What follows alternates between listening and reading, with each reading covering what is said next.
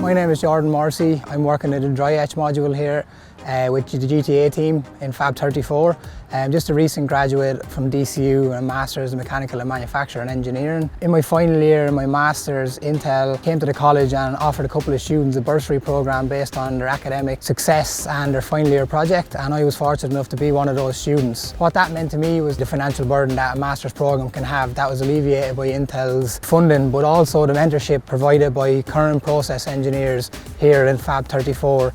Provided me, I suppose, the bridge between academics and industrial experience, that I could gain an insight into the industry I might be experiencing in a couple of months or years down the line, and that to me was much more beneficial than the single bursary from a funding perspective might be. So the Chancellor Medal itself is the highest honour, I suppose, that the university can bestow upon a student. I was fortunate enough to be honoured with it and recognised with it, and it's something I'm very proud of, and so is my family. First of all, you had to be selected based on your academic grades.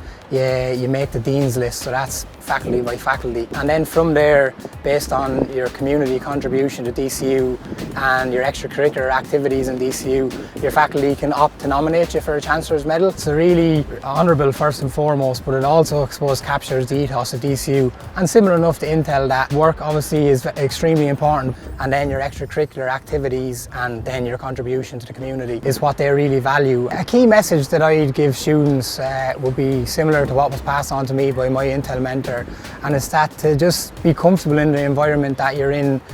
Be a sponge, just take in all the information that you can. Don't be overwhelmed by the complexity of the industry. Learn as you go and just don't get too overwhelmed with it all. Being a mentor is extremely important, to have somebody that can be a leading figure, and I suppose someone that can guide them. That kind of relates back to the One Intel ethos, that you're willing to help those around you, and yeah, we have a really good community spirit here, and I think that really contributes to the work environment that we have here in Intel Leixlip.